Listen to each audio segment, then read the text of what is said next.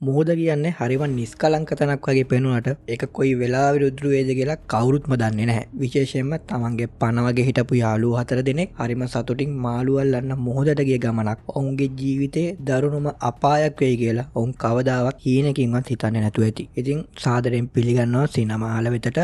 අද මම ඔයාලට අරන් ආවේ 2025 වසරේදී තිරගත වුණ Not Without Hope කියන සිනමාපටයයි. ඉතින් මේ චිත්‍රපටය IMDb දශකයේ 5.5 කාගයක් අරන් තිබුණත් මේකේ තියෙන සංවේදී බව සහ කුතුහලය ඒ අගේට වඩා ගොඩක් වැඩි කියලා මට නම් හිතෙන්නේ. මොකද මේක හුදෙක්ම නිර්මාණය කළ කතාවක් නෙමෙයි. 2009 වසරේ ඇත්තටම සිද්ධ වුණා. ඊටමක් කනගාටුදායක සිදුවීමක් ඇසුරෙන් තමයි මේ චිත්‍රපටය නිෂ්පාදනය වෙලා තියෙන්නේ. ඉතින් අපි වැඩි කතා නැතුව වීඩියෝ එක පැත්තට යමු. ඉතින් අනිවාර්යෙන්ම අපිව සබ්ස්ක්‍රයිබ් කරලා අපිට සපෝට් එකක් දෙන්නත් අමතක කරන්න එපා. ඉතින් මේ කතාව පටන් ගන්නෙ මාක් සහ කෝල්ගෙන්. මේ දෙන්න හොඳට ව්‍යායාම කරන තමන්ගේ සිරුර ගැන නිතරම හිතන දෙන්නෙක්. ඉතින් මෙයාලට හැම වෙලාවෙම උදව් කරගෙන ඉන්නවා තවත් එක යාළුවෙක්. ඒ තමයි නික්. නික් අර දෙන්න වගේ ව්‍යායාම කරන්න ලොකු උනන්දුවක් නැති වුණාට තමන්ගේ යාළුවෝ දෙන්න වෙනුවෙන් ඕනම වෙලාවක ඉන්නවා. ඉතින් එදා රෑ නික්ගේ ගෙදර පොඩි පාටියක් ලෑස්ති කරලා තිබුණා. නික්ගේ බිරිඳ එහෙමත් එතන හිටියා. මේ යාළුවෝ සෙට් එකට අමතරව තවත් යාළුවෙක් ඉන්නවා. ඒ තමයි ටොමි. ඉතින් ටොමි කියන්නේ උදේ 9 ඉඳන් හවස 5 වෙනකන් රස්සාවක් කරන හරිම අහිංසක මිනිස්සෙක්. හැබැයි අවාසනාවකට එදා යාගේ බොස් එක්ක වුණ රණ්ඩුවක් නිසා එයාට රස්සාව නැති වෙලා. ඉතින් ටොම් හිටියේ ගොඩක් දුකින්. යාළුවෝ ටික එයාගේ හිත හදලා කියනවා මචං බය වෙන්න එපා. ඔයාට ඉක්මනට තවත් හොඳ ජොබ් එකක් ලැබෙයි. ඒක ලැබෙනකම් පවුලේ අය යාළුවෝ එක්කයි හොඳින් කාලය ගත කරන්න කියලා. ඉතින් ඔය අතරේ කතා කර කර ඉදි තමයි මෙයාලට මාරම අදහසක් එන්නේ. ඒක තමයි හෙට උදේ පාන්දරම මාළු අල්ලන්න යමු කියලා. ඉතින් ඒ අදහසට මේ යාළුවෝ 4 දෙනාම කැමති වුණා. ඉතින් දැන් වැඩේ වෙන්නේ කෝල්ගේ ගෙදර තිබ්බ බෝට්ටුවෙන්. මේ බෝට්ටුව ඇත්තටම කෝල්ගේ තාත්තා පාවිච්චි කරපු එකක්. ඔහුගේ තාත්තා ජීවිතේ වැඩි කාලයක්ම ගත කරලා තියෙන මුහුදේ වුණාට අන්තිමට ඔහුගේ ජීවිතේ නැති වෙන්නෙත් ඒ මුහුදේම තමයි. ඉතින් පහුවදා උදේ වුණා ටොමි හැමෝටම කලින් ඇරිලා රසට උදේ කෑම ලෑස්ති කරලා තිබුණා. ඇත්තටම ටොමි කියන්නේ හරිම කරුණාවන්ත අනුන් ගැන නිතරම හිතන මිනිස්සෙක්. ඉතින් ඊට පස්සේ හැමෝම කෑම කාලා කෝල්ගේ ගෙදර ගියා බෝට්ටුව ගන්න. ඒත් ඒ බෝට්ටුව දැක්කම යාළුවෝ ටිකට හොඳටම hina ගියා. මොකද ඒක ගොඩක් කුඩා බෝට්ටුවක්. හැබැයි ඒ වෙලාවේ ඒගොල්ලෝ කවුරුත්ම දැනගෙන හිටියේ නැහැ මේ කුඩා බෝට්ටුව ඒගොල්ලන්ගේ ජීවිතේ මොන වගේ අතකට අරගෙන යයිද කියලා. ඉතින් ඊට පස්සේ යන්න කලින් නික්ගේ බිරිඳ නික්ට කියනවා පරිස්සමෙන් ගිහින් ඉක්මනට එන්න අවසර කුණාටුවක් එන්න ඉඩ තියෙනවා කියලා නිවුස් වලට කිව්වයි කියලා. නික් පොරන්දු වෙනවා හවස් වෙන්න කලින් අනිවාර්යෙන්ම ගෙදර එනවයි කියලා. ඒ වගේම කෝල්ලයාගේ පුංචි දුවට කියනවා මාස ගානකට කන්න පුළුවන් තරම් ලොකු මාළු අල්ලගෙන එන්නම් කියලා. මොකද ඒ වෙලාවේ යාගේ දුව ගොඩක් අඬපු නිසා ඇව සනසන්න තමයි එයා ඒ විදියට කිව්වේ. ඉතින් ඊට පස්සේ මේ යාළුවෝ 4 දෙනා බෝට්ටුව අරගෙන මුහුදට යනවා. ඇත්තටම එයාලට ඕනේ උනේ වැරළට ගොඩක් කිට්ටුව ඉන්න. හැබැයි මාළු අල්ලන්න තිබ්බ ආසාව නිසා කෝල් බෝට්ටුව තවත් ඈතට පදවනවා. ඉතින් ටික වෙලාවකින් බලනකොට ඒගොල්ලෝ වෙරළේ ඉඳන් කිලෝමීටර් 100ක් විතර ඈතට ගිහින්. ඉතින් ඒක සෑහෙන්න ලොකු දුරක්. හැබැයි ඒ වෙලාවේ කාලුගුණේ ගොඩක් හොඳට තිබ්බ නිසා කවුරුත්ම මුකුත් කිව්වෙත් නැහැ. කවුරුත්ම මුකුත් ඒ ගැන හිතුවෙත් නැහැ. ඒගොල්ලෝ ගොඩක් hina වෙමින් විහිළු කරමින් ගොඩක් සතුටින් කාලය ගත කළා. ඉතින් ඒ සතුට වැඩිකම නිසා තමන්ගේ ගෙවල් වලින් එන කෝල්වත් ඒ කාටවත් මැහුනේ නැහැ. ඉතින් ඊට පස්සේ ඒගොල්ලෝ මොහොතේ තවත් ටිකක් ඈතට ගිහිල්ලා බෝට්ටුව නවත්ත ගන්න නැංගුරම් මුහුදට දැම්මා. ඉතින් දැන් මේ යාළුවෝ 4 දෙනාම තමන්ගේ පරණ කතා මතක් කරන ගමන් ඉස්කෝලේ යන කාලේ ෆේල් වුණ විෂයන් ඒ වගේ දේවල් ගැන කතා කරන ගමන් ගොඩක් විහිළුවෙන් විනෝදෙන් තමයි ඉන්නේ. ඉතින් මේ අතරෙම නිකෝල්ට කියනවා මචං උඹටයි උඹේ මල්ලිටයි හොඳට රග්බි සෙල්ලම් කරන්න පුළුවන්. ඒ නිසා මහන්සි වෙලා පුහුණු වෙන්න. එතකොට ඔයාලව හොඳ ලීග් එකකට තේරෙයි කියලා. ඉතින් එතකොට කෝලුත් ඒකට පොරොන්දු වෙනවා. ඉතින් ඔය විදියට කාලය ගෙවිගෙන යනකොට ඉරත් හිමීට බහින්න පටන් ගත්තා. ඉතින් ඉර බහිනවා විතරක්ම නෙමේ කවුරුත් හිතන්නේ නැති විදියට කාලගුණෙත් එකපාරටම වෙනස් වෙන්න පටන් ගත්තා. ඒ වගේම මුහුදේ රළත් ගොඩක් රළු වෙන්න පටන් ගත්තා. ඉතින් ඔය අතරදී එකපාරටම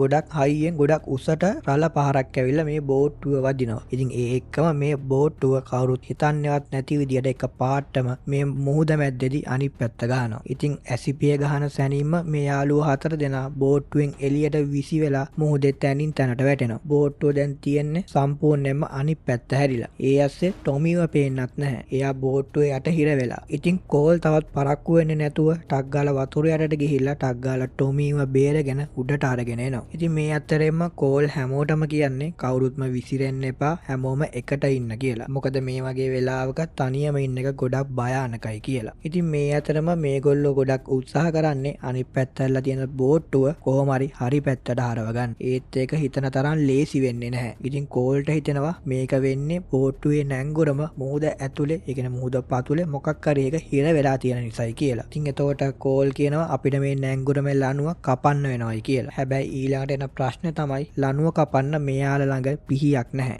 ඉතින් ඒ වෙලාවේදී මාක් දකිනවා බෝට්ටුවේ දැති රෝදි. ඉතින් ඊට පස්සේ එයා ඒකෙන් මේ ලණුව කපලා දානවා. ඒත් පුදුමයක් වගේ කියන්නේ ඒත් මේගොල්ලන්ට මේ බෝට්ටුව හරි පැත්තට හරව ගන්න බැරි වෙනවා. දැන් ඉතින් මේ හතර දෙනාටම පොඩි බයක් වගේම බලාපොරොත්තු සම්පූර්ණයෙන්ම සුන් වුණ බවක් දැනෙන්න පටන් ගන්න. ඉතින් ඉස්සරහට තියෙන්නේ හරිම දිග ඒ වගේම අඳුරු රැයක්. හැමෝම එකිනෙකාට ධෛර්ය දී ගන්නවා අපි කොහොම හරි පීනල යමු කියලා. හැමෝම දන්නවා මේ වගේ සීතල වතුරේ ගොඩක් වෙලා හිටියොත් හයිපොතේමියා තත්ත්වයක් ඇතිලා ජීවිතේ අනතුරේ වැටෙන්නත් පුළුවන් කියලා. ඉතින් ඔය අතරෙම මාක් ආපහු වතුර යටට ගිහිල්ලා බෝට්ටුවේ තිබුණ ලයිෆ් ජැකට් එකක් අරගෙන එනවා. කවුරුත් මැස්වා ගන්න එපා. පුළුවන් තරම් බෝට්ටුව උඩට වෙලා ඉන්න බලන්න. ඇඟ වතුරේ ගෑවෙන්න ඉඩ තියන්න එපයි කියලා මාක් හැමෝටම උපදෙස් දෙනවා. මොකද වතුරේ ඉන්නකොට ඇඟේ තියෙන රස්නේ ගොඩක් ඉක්මනට අඩු වෙන නිසා. ඉතින් ඔන්න දැන් කුණාටුව දරුණු වේගෙන තමයි එන්නේ. ඉරත් සම්පූර්ණයෙන්ම බැහැලා ගිහින්. මේ අතරම ගෙවල් වල අයත් ගොඩක් කලබල වෙලා මොකද හවස අනිවාර්යයෙන්ම එන්නම් කියලා ගිය කට්ටිය දැන් රෑ වෙලක් තාම නැහැ. ඒ අයගේ බිරිඳලා දිගටම කෝල් කරනවා. ඒත් කාගේවත් ෆෝන් එකක්වත් වැඩ කරන්නේ නැහැ. ඉතින් ඊට පස්සේ ආයමත් ෆිල්ම් එක ගේන්නේ මුහුද පැත්තට. ඉතින් මේ දෙන්න අතරෙම ඉන්න මාක්ට පොඩි බලාපොරොත්තුවක් තියෙනවා. එයා වතුර යටට ගිය වෙලාවේ දැක්ක බෑග් දෙකක් බෝට්ටුවේ ගැට ගහලා තියෙනවා. මාක් හිතනවා ඒක ඇතුලේ කෑමයි ඒ වගේම ෆෝන් එහෙම ඇති කියලා. හැබැයි ඇත්තට මේක ඇතුලේ මොනවද තියෙද කියලා කවුරුත්ම දන්නේ නැහැ. ඉතින් මුහුදේ හයියෙන් ගැටෙන රළ පාරවල් එක්ක මේගොල්ලෝ ගොඩක් වෙලා සටන් කරනවා. ඉතින් ඔය අතරෙම එකපාරටම ආව තවත් ලොකු රළ පාරක් මේ හතර දෙනාව බෝට්ටුවෙන් ආයමත් විසි කළා දානවා. ඉතින් ඊට පස්සේ මේ හතර දෙනා කොහොම හරි ආයමත් පීනලා ඇවිල්ලා අමාරුවෙන් බෝට්ටුවට නැග ගන්නවා. ඉතින් ඔය අතරදී මාක්ට ආයමත් එකපාරටම මතක් වෙනවා අර වතුර යට තිබ්බ බෑග් එක. මම ගිහින් ඒක ටක් ගාලා අරන් එන්න. මොකද ඒක ඇතුලේ ෆෝන් එකක් හරි තිබ්බොත් ඒක වැඩි වෙලා වතුරේ තියෙන නිසා සවුත් වෙන්න පුළුවන් කියලා. මාක් ආයමත් වතුර යටට යනවා. ඉතින් වාසනාවකට වගේ ප්ලාස්ටික් බෑග් එකක් ඇතුලේ තිබ්බ නිසා ෆෝන් එකක්වත්ම තිබිලා නැහැ. හැමෝම ඉක්මනට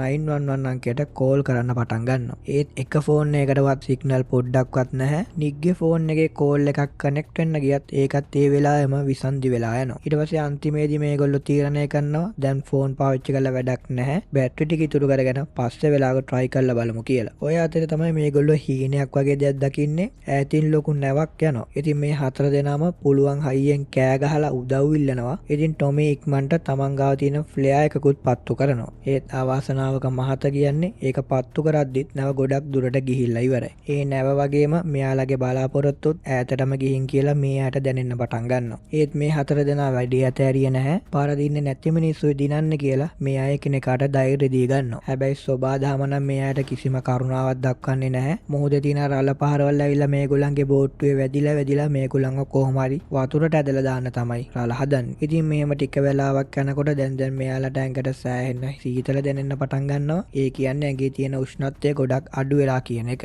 මේක හරිම භයානක ලකුණක්. මොකද ජීවිතේ බේර ගන්න තියෙන වෙලාව ටික ටික අඩු වෙලා තමයි මේ යන්නේ. ඉතින් මේ වෙලාවේ ගොඩබිමේ ඉන්න ටීනා, ඒ කියන්නේ නිග්ගේ බිරිඳ සෑහෙන කලබල වෙලා එයාගේ අම්මට කෝල් කරනවා. අම්මේ තාම කවුරුත් මාවේ නැහැ. එළියේ කාලගුණයත් හරිම නරකයි. මෙයාලට මොනවා වෙලාද දන්නේ නැහැ කියලා ඇය අඬන්න පටන් ගන්නවා. ඉතින් ඔය අතරෙම වරායයිනේ නවත්තලා තිබුණු අයිතිකාරයෙක් නැති කාර් එකක් දැකලා පොලිස් නිලධාරියෙක් ඒක පරීක්ෂා කරන්න යනවා. ඒක තමයි මේ යාළුවෝ හතර දෙනා ආපු කාර් එක.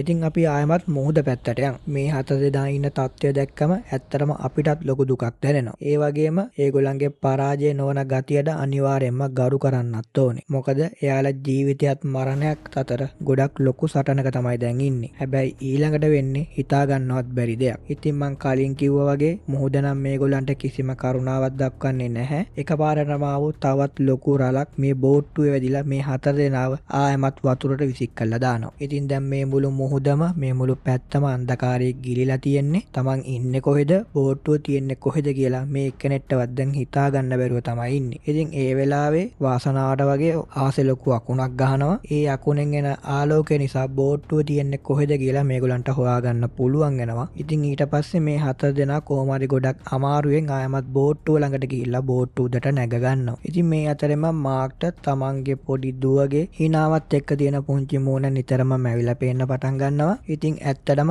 ඕනම පිරිමියෙක්ගේ ලොකුම දුර්වලකමක් තමයි තමන්ගේ පවුල. ඉතින් ඔය අතරම තමන් දැන් ඉන්න තත්ත්වයට එක්ක මේ වෙලා තියෙන සිදුවීමුත් එක්ක ආයමත් එයාට පවුල ළඟට යන්න පුළුවන් වෙයිද දන්නේ නැහැ කියලා මාක්ට ලොකු සැකයක් ඇති වෙනවා. ඒ නිසා යා නික්ට කියනවා මචං මට මොකක් හරි වුණොත් මගේ මුළු පවුලම බලා ගන්න වගකීම මං උඹට පවරනවායි කියලා. ඉතින් නික්ට වඩා එයාගේ මල්ලි ඉන්නවා වුණත් මාක් වැඩියෙන්ම විශ්වාස කළේ එයාගේ හොඳම යාළුවා වුණ නික්වයි. මොකද අර කලින් ආපු රළ වැදිලා මේගොල්ලන්ව විසිකුණ වෙලාවේ මෙයාගේ ඔළුව වැදිලා දැන් ලේ ගන්න ගමන් තමයි තියෙන්නේ. ඉතින් එයා තවත් දුර්වලයෙන් පවතින නිසා එයාට සැනින් සැරේ තමන්ගේ දුවව ඒ වගේම පවුල මතක් වෙන නිසා තමයි එයා මේ කතාව කිව්වේ. ඉතින් ඔය අතරම ගොඩබිමේ ඉන්න කෝස් නිලධාරීන්ට වාර්තා වෙනවා 3 දෙනෙක් මාළු අල්ලන්න ගිහින් තාම ඇවිල්ලා නැහැයි කියලා. ඇත්තටම 4 දෙනෙක් ගියාට උන්ට වාර්තා වෙන්නේ 3 දෙනෙක් ගැන විතරයි. ඉතින් මේ නිලධාරීන් ගොඩක්ම බය වෙන්නේ මේ තියෙන නරක කාලගුණය නිසා ඔවුන් තාමත් පණ පිටින් ජීවත් වෙනවද දන්නේ නැහැ කියලා. ඔහු පැහැදිලි කරනවා මේ වගේ සීතල මුහුදු වතුරේ ශාරීරිය ගොඩක් වෙලා තිබුණොත් ශරීරයේ තියෙන උෂ්ණත්වයේ වේගයෙන් අඩු වෙන්න පටන් ගන්නවායි කියලා. ඉතින් ඒකෙන් හයිපොතේමියා තත්ත්වයක් ඇති වෙලා සිහි විකල් වෙන්න පුළුවන් කියලා තවදුරටත් පැහැදිලි කරනවා.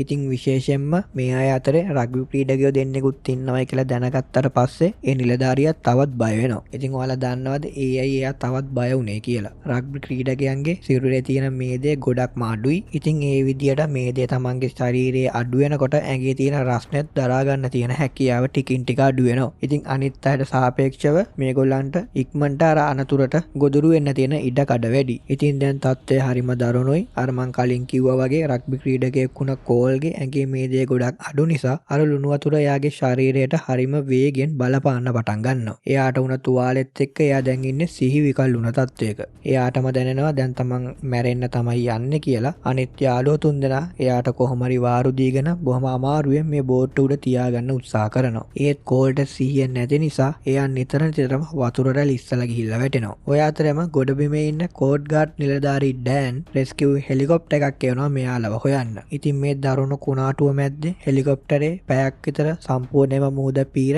හෙව්වත් රළ පාරවල් ගොඩක් උසට වදින නිසා මේ කුඩා බෝට්ටුව මේගොල්ලන්ට පේන්නේ නැහැ. ඩෑන් ගොඩක් කලබල වෙලා ඉන්නේ. මොකද කාලය ගෙවි යන්න මේ අය පණ පිටින් ඉන්න තියෙන ඉඩකඩ පොඩ අඩු වෙන නිසා. ඉතින් දැන් කෝල් සම්පූර්ණයෙන් මෙයාගේ බලාපොරොත්තු අතහැරලා ඒ වගේම එයාගේ ඇඟේ දැන් පණක් නැහැ. එයාට දැන් ගොඩක්ම ශාරීරිය දුර්වල වෙලා තමයි තියෙන්නේ. එයා සම්පූර්ණයෙන් මෙයාගේ ශරීරයේ තියෙන බර ඉහිල් කළා එයාගේ යාළුවන්ගේ අත් දෙක උඩ සම්පූර්ණයෙන්ම මැරලා වගේ වැතිරිලා තමයි ඉන්නේ. ඉතින් ඔය අතරම ගොඩබිමේ ඉන්න ඩැනි සහ ටීනා ඒ කියන්නේ කෝල්ගේ සහ නික්ගේ බිරිඳ පිස්සුවෙන් වගේ අඬනවා. මේ කට්ටිය දැන් ගිහිල්ලා පැය 34කටත් වඩා වැඩි. ඒ කියන්නේ දවසක විතර පැය 10කුත් වෙනවා. ඉතින් ඔය වෙලාවෙම ඩෙනීට මේක දෙයක් මතක් වෙනවා. මීට මාස කිහිපයකට කලින් කෝල්යාගේ බෝට්ටුවේ තියෙන GPS එකට සමාන තවත් එක උපකරණයක් ගෙනෙල්ලා දීලා තිබුණා. ඉතින් ඇයි ඉක්මනට ඒක හොයාගෙන ඇවිත් ඒක ඔන් කරනවා. ඒකෙන් මෙයාලා ඉන්න පුළුවන් දල පිහිටීමක් පෙන්නනවා. ඒක වහාම ඩෑන්ට කියනවා. ඩෑන් මේ වෙලාවෙම පයිලට්ට දැනුම් දෙනවා ඒ පැත්තට යන්න කියලා. හැබැයි ඒක හරිම තැන නෙමෙයි. අඳුරේ අතපත ගන්නවා වගේ වැඩක් තමයි තාමත් සිද්ධ වෙන්නේ. ඒකම මොහොතේ අන්තිම අවාසනාවන්ත දේ සිද්ධ වෙනවා. එකපාරටම රළ පහලක් ඇවිල්ලා වදිනවා එමත් බෝට්ටුවේ. ඒකම කෝල්ව අර යාළුවන්ගේ අත්වලින් මිදිලා මුහුදට ඇදගෙන යනවා. ඉතින් කෝල් සහ මේ යාළුවා අතර තිබ්බ සුන්දර යාළුකමේ අවසානයේ එතනින් සනිටුහන් වෙනවා. තමන්ගේ මල්ලි ස්පනා පිටම මුහුදට ගහගෙන යනවා දැක්කම මාක්ට ඒක දරා ගන්න බැරි වෙනවා. මම කොහොම හරි මල්ලිය බේර ගන්නවයි කියලා මාක් වතුරට පනින්න හදනවා. ඒත් නික් සහ ටොම් ඔයාට කියනවා මචං උඹ ගියොත් මල්ලිගේ පවුල බලා ගන්න කෙනෙක් නැති වෙනවා. ඒ නිසා උඹ පවුල වෙනුවෙන් අනිවාර්යයෙන්ම ජීවත් වෙන්න ඕනේ කියලා. ඉතින් මේ යාළුවෝ ටික මාක් බොහොම අමාරුවෙන් පාලනය කරගත්තත් එයා දැන් ඉන්නේ ලොකු කම්පනයක. ඔය අතරම අර රෙස්කියු හෙලිකොප්ටර් එක මෙයාලගේ උඩින් පියාඹනවා මෙයාලා දකිනවා. ඉතින් මේ කට්ටිය ඉක්මනට තමන්ගේ මොබයිල් ෆෝන් වල ෆ්ලෑෂ් ලයිට් එක පත්තු කරලා අහසට පෙන්නනවා. ඒත් අවාසනාවන්ත විදිහට හෙලිකොප්ටරේ ඉන්න කාටවත් මේ පුංචි එළිය පේන්නේ නැහැ. අර කලින් අපතයපු ෆ්ලෙයා එක මේ වෙලාවේ මෙයාලඟ තිබ්බනම් අනිවාර්යෙන්ම ඒක පත්තු කරොත් අනිවාර්යෙන් හෙලිකොප්ටරේ කට්ටිය මෙයාලව දකින්න තිබුණා. ඉතින් ඊට පස්සේ හෙලිකොප්ටර් එකේ තෙල් ඉවර වෙන නිසා ඒගොල්ලන්ට ආයමත් ගොඩබිමට යන්න සිද්ධ වෙනවා. ඒකම ඩෑන් ගොඩක් අසරණ වෙනවා. ඒත් එයා වැඩේ අතාරින්නේ නැහැ. එයා විශේෂ රෙස්කියු නැවක් එවනවා මේ අයව හොයන්න. ඩෑන් මේ නැවේ කැප්ටන්ට කියන්නේ මේ අය අපේ රටේ අසල්වැසියෝ 4 දෙනාගෙන් 3 දෙනෙක්ටම පවුල් ඉන්නවා. කාගේවත් දරුවා අනාථ වෙන්න දෙන්න එපා. කොහොම හරි හැමෝම බේර ගන්න කියලා. ඉතින් ඔය එක්කම් පෙන්නනවා පහුවදා ඉර පායනවා. ඉතින් දැන් මේ මුහුදට ගිය යාළුවෝ 4 දෙනාගෙන් ඉතිරි වෙලා පන පිටින් ඉන්නේ යාළුවෝ දෙන්නෙක් විතරයි. ඔව් කෝල් වගේම එයාගේ මල්ලිටත් මේ රළ පහරත් එක්ක ගොඩක් වෙලා සටන් කරන්න බැරි වුණා. එයාටත් මේ රළ පහරට බිලි වෙන්න සිද්ධ වුණා. පැය කිහිපයකට කලින් මාක්ටත් කලින් විදියටම සිහි නැති වෙලා එයාව මුහුදට ගහගෙන ගියා. දැන් ඉන්නේ නික් සහ ටොම් විතරයි. ඒ දෙන්න එකිනෙකාගේ මූණ බලාගන්නේ හරිම කනගාටුවේ. සතුටින් මාළු අල්ලන්න ආපු ගමන මෙච්චර දරුණු අපායක් වෙයි කියලා උන් කවදාවත්ම හිතන්නේ නැතුව ඇති. අපිට තිබුණ තව ටික වෙලාවක් එයාලත් එක්කලා ගත කරන්න කියලා එයාලා පසුතැවෙනවා. ඔය අතරම ටොම්ට ලොකු ප්‍රශ්නයක් තියෙනවා. මචං අර දෙන්න, ඒ කියන්නේ කෝල් සහ මාක් හොඳටම සෙල්ලම් කරන සිගරට් එකක්වත් බොන්නේ නැති ප්ලේයර්ස්ලා දෙන්නෙක්. එහෙම වෙලත් ඒ දෙන්න කොහොමද අපිටත් කලින් මෙහෙම වුනේ? ඉතින් ඔය අතරේදී නික් ඒකට හේතුව පැහැදිලි කරනවා. ඒගොල්ලන්ගේ ඇඟේ ගොඩක්ම මේ දේ අඩුයි මචං. ඒ නිසා ලුණු වතුර සහ සීතල උන්ගේ ශරීරය දරා ගන්න බෑ. ඒකයි ඒ අයට ඉක්මනින්ම සිහි නැති වෙන්නේ. ඒකයි ඒ අයට ඉක්මනින්ම සිහිය විකල් වෙන්න පටන් ගත්තේ කියලා. ඉතින් දැන් මේ දෙන්න ඉන්නේ සම්පූර්ණයෙන්ම අසරණ වෙලා. මේ අතරේදී ටොම් දෙවියන්ව මතක් කරලා යාඥා කරන්න පටන් ගන්නවා. හැබැයි නික් කියන්නේ සාමාන්‍යයෙන් දෙවියන්ව විශ්වාස කරන්නේ නැති කෙනෙක්. ඔන්න ටික වෙලාවකට පස්සේ මේගොල්ලන්ට තියෙන මේ ප්‍රශ්න තවත් වැඩි කරන්න වගේ තවත් ප්‍රශ්නයක් එනවා. මෙයාලා ඉන්න තැනට මෝරුන් කිහිප දෙනෙක් කිට්ටු කරනවා. දැන් මේ දෙන්න අර බෝට්ටු උඩ ඉන්නේ මෝරුන්ගෙන් වට වෙලා. ඒ සත්තු මේගොල්ලන්ට මුකුත් නොකලත් මරණය තමන්ගේ ඇස් ඉස්සරහා කැරකෙනවා දකිද්දි දැනෙන බය හිතා ගන්න පුළුවන්ද? මුහුදේ ඉන්නේ තමන් විතරක් නෙමෙයි කියලා උන්ට තේරෙන්න පටන් ගන්නවා. මේ වෙලාවේ නික් සහ ටොම් අර නැංගුරම් ලනු අරගෙන එකිනෙකාව බැඳ ගන්නවා. ඒක ඇත්තටම බුද්ධිමත් වැඩක්. ඊළඟට ආපු ලොකු රළ පහරින් ඔවුන් දෙන්නව දෙපැත්තට විසි වුණත් ලනුව නිසා ඔවුන් දෙන්නට ආයමත් එක ළඟට එන්න ලේසි වෙනවා. ඉතින් ඒ වෙලාවෙම ඔවුන්ට තවත් ලොකු දුකක් දැනෙන්න පටන් ගන්නවා. අපි මේ වැඩේ කලින් කරා නම් අනිත් යාළුවෝ දෙන්නත් අපිත් එක්ක ඉන්න තිබුණා නේද කියලා. මේ අතරම ගොඩබිමේ ඉන්න නික්ගේ අම්මා අර ඩෑන් ගාවට ගිහිල්ලා සෑහෙන්න කෑ ගහන්න පටන් ගන්නවා. ඊයේ රෑ ඉඳන් ඔයාලා මොනවද කරන්නේ? මගේ පුතාට මොකද උනේ කියලාවත් ඔයාලට හොයාගන්න බැරි උනායි කියලා එයා අඬමින් කෑ ගහනවා. ඩෑන් බොහොම ඉවසීමෙන් එයාට පැහැදිලි කරනවා 200කට වඩා වැඩි පිරිසක් මේ මෙහෙයුමට මම යොදවලා තියෙන්නේ. බය වෙන්න එපා. අපි කොහොම හරි මේ හැමෝම හොයාගමු කියලා. දැන් මුහුදේ ඉන්න මේ දෙන්න ගිහින් දවසකටත් වඩා වැඩි. ඔවුන්ට සෑහෙන්න බඩගිනි. නික් ආයමත් වතුර යටට ගිහිල්ලා බෝට්ටු ඉතුරු වෙලා තිබුණ තවත් කෑම ටිකක් අරන් එනවා. ඉතින් ඒ කෑම ටික කෑවට පස්සේ මේ දෙන්නට ආයමත් පොඩි සහනයක් ලැබෙනවා. කුණාටුව දැන් ටිකක් අඩු වෙලා තමයි තියෙන්නේ. ඔය අතරේ උඩින් ප්ලේන් එකක් යනවා ඒගොල්ලන්ට පේනවා. ඉතින් ඒ අතරේදී මේගොල්ලෝ දෙන්න සෑහෙන්න වෙලා කෑ ගහනවා මේ ප්ලේන් එකේ කට්ටියට දකීද කියලා. ඒත් ඒ ප්ලේන් එකේ කවුරුත්ම දකින්නේ නැහැ. ඒගොල්ලෝ සාමාන්‍ය විදියට එතනින් යනවා. ඊළඟට තමයි පුදුම වැඩේ වෙන්නේ. ඈතින් ගොඩබිමක් වගේ දෙයක් ඒගොල්ලෝ දකිනවා. අන්න මචං ගොඩබිමක් අපි කොහොම හරි එතනට පීනලා යමු කියලා ටොම් කියනවා. ඉතින් ඒගොල්ලෝ ඊට පස්සේ බෝට්ටුව අතහැරලා ඒ පැත්තට පීනනවා. හැබැයි ටික දුරක් යනකොට තමයි ඒගොල්ලන්ට තේරෙන්නේ ඒක ඇත්තටම ගොඩබිමක් නෙමේ. ඔවුන්ගේ හිතේ ඇති වුණ මායාවක් කියලා. දැන් ඒගොල්ලෝ ඉන්නේ බෝට්ටුවෙන් ගොඩක් ඈතට ඇවිත් ආයමත් බෝට්ටුව හොයාගන්න එක ලේසි වෙන්නෙත් නැහැ. ඉතින් දැන් ටොම් සෑහෙන්න බය වෙලා සාමාන්‍යයෙන් බය වැඩි වුණාට පස්සේ මිනිස්සෙක්ගේ හෘද ස්පන්දනය වැඩි වෙනවා. ඒක ශරීරයට හරිම අහිතකරයි. හැබැයි නික් කොහොම හරි බෝට්ටුව හොයාගෙන ටොම්වත් තරම් ආයෙත් බෝට්ටු උඩට එනවා. දැන් ටොම්ගේ මානසික මට්ටම සම්පූර්ණයෙන්ම කඩා වැටිලා එයා තමන් කරපු පරණ වැරදි මතක් කරලා අඬන්න පටන් ගන්නවා. මම්මගේ පරණ පෙම්වතියට ද්‍රෝහි වුණා. මම්මගේ අම්මව ඇඬෙව්වා. ඒ කරපු පව් වලට තමයි දෙවියෝ මට මේ දඩුවම් දෙන්න කියලා එයා කියනවා. ඉතින් මේ අතර නික් කියන්නේ මචං ඒ ගැන හිතන්න එපා. තව ටික වෙලාවයි අපි කොහොම හරි අල්ලගෙන ඉමු. කවුරු හරි ඇවිල්ලා අපිව බේරගනී කියලා. ඉතින් නික්ට කොහොම හරි ඕන උනේ තමන්ගේ යාළුවෝ ඔක්කොම බේරගෙන ගොඩබිමට යන්න. හැබැයි අවාසනාවන්තයෙන්ම එයාට ඉතුරු කරේ ලොකු වේදනාවක් විතරයි. ඉතින් ඊළඟට ආපු මහා රළ පහරක් ටොම්වන් නික්ගෙන් ඈතට ඇදගෙන යනවා. ඉතින් නික් බලාගෙන ඉද්දිම ටොම්ව මොහොතේ නොපෙනී යනවා. නික්ට කරන්න කිසිම දෙයක් ඉතුරු වෙන්නේ නැහැ. දැන් මේ මහා සාගරයේ මැද්දේ නික් සම්පූර්ණයෙන්ම තනි වෙලා තමන්ගේ හොඳම යාළුවෝ තුන්දෙනාම තමන්ගේ ඇස්පනා පිටම මිය ගිය එක එයාට දරා ගන්න බෑ. ඉතින් ඔය අතරම එයාට තමන්ගේ යාළුවන්ගේ ආත්ම පේන්න පටන් ගන්නවා. ඔවුන්ගේ කටහඬුත් ඇහෙන්න පටන් ගන්නවා. මේ හැම දෙයකටම වග කියන්න ඕනේ මමයි මේකට එමු කියලා යෝජනා කරේ කියලා එයාටම දොස් කියා ගන්නවා. ඉතින් මේ අතරම නිකුත් එයාගේ ජීවිතය ගැන තිබුණ අන්තිම බලාපොරොත්තුව අතාරිනවා. එයා අර ලණුව ලිහලා දාලා බෝට්ටුව උඩ වැතිරෙනවා. වැතිරිලා කියනවා මම දැන් මැරෙන්න ඕනේ. ජීවත් වෙලා හිටියත් මට මේ වේදනාව දරා ගන්න බැහැ කියලා එයා බෝට්ටුවේ ඇලවෙලා ඉන්නවා. හැබැයි ඉරණම නික්ට තවත් අවස්ථාවක් දෙන්න තීරණය කරලා තිබුණා. පසුදා උදෑසන පායපු ඒ හිරු කිරණ නික්ට ගෙනාවේ ඉර එලියක්ම විතරක් නෙමෙයි. තමන්ගේ ජීවිතයත් ඒත් එක්කමයි ඈතින් ආපු නැවක් නික්ව දකිනවා. ඔවුන් වහාම නික්ව බේරගන්නවා. නික්ව බේරගත්ත පුවත දැනගත්තට පස්සේ ඩෑන් මුලින්ම ගොඩක් සතුටු වුණා. හැබැයි බේරුනේ නික් විතරයි කියලා දැනගත්තට පස්සේ යාට ගොඩක් දුක් වෙන්න සිද්ධ වෙනවා. ඉතින් ඔය අතරම ඒගොල්ලන්ගේ පවුල් වලට මොන වගේ කොච්චර දුකක් දැනෙන්නේ නැතිද? නික්ගේ බිරිඳ ටීනා මේ ආරංචිය අහලා ගොඩක් සතුටු වුණත් කෝල්ගේ බිරිඳ හිතා ගන්න ඕනේ ආයමත් එයාගේ සැමියා එන්නේ නැහැයි කියලා. ඇය දින 3ක් පමණ යනකම් මෝද දිහා බලාගෙන හිටියා. ඒත් කිසිම සලකුණක්වත් ලැබුණේ නැහැ. මේ සිද්ධිය වෙලා මාස 6ක් විතර යනකම් නික් ගොඩක්ම හිටියේ මානසික පීඩනයකින්. මගේ යාළුවා මැරෙද්දි මාව විතරක් බේරුවේ ඇයි? මටත් එයා එක්ක මැරෙන්න තිබුණා නේද කියලා එයාටම ප්‍රශ්න කරන ගමන් එයා දිගින් දිගටම ජීවත් වෙනවා. තමන්ගේ ජීවිත කාලෙම තමන්ගේ යාළුවගේ මරණය වුණු සිදුවීම් මතක් කර කර එයාට ජීවත් වෙන්න සිද්ධ වෙනවා. ඉතින් මේ වීඩියෝගේ අවසානයේදී ඕගලන්ට බලා ගන්න පුළුවන් මේ සත්‍ය කතාවට පාදක වුණ ඇත්තම කට්ටියගේ ඡායාරූප කිහිපයක්. ඒ කියන්නේ අර සහෝදරයෝ දෙන්නා වුණ කෝල් සහ මාග්ගේ අර රග්බි ක්‍රීඩකයෝ දෙන්නගේ. ඉතින් මේ කතාව ගැන ඕගොල්ලෝ මොකද හිතන්නේ? ඔයාලගේ කමෙන්ට් එකත් පහලින් දාන්න අමතක කරන්න එපා. ඉතින් මේ වගේම තවත් වීඩියෝස් ඉස්සරහට බලන්න ඕන නම් අනිවාර්යෙන්ම අපිව subscribe කරලා තියාගන්න. ඉතින් ඔයා Facebook එකේ පැත්තෙන් නම් මේ එකතු වෙලා ඉන්නේ අනිවාර්යෙන් අපේ YouTube එකට ගිහිල්ලා subscribe කරන්න. ඒ වගේම ඔයා YouTube එකේ පැත්තෙන් නම් එකතු වෙලා ඉන්නේ අනිවාර්යෙන්ම Facebook page එක follow කරන්නත් අමතක කරන්න එපා. ඉතින් මේ වගේ තවත් සුපිරිම වීඩියෝකින් අපි ආයෙමත් හම්බ වෙමු. ඉතින් ඔබට සුබ දවසක්.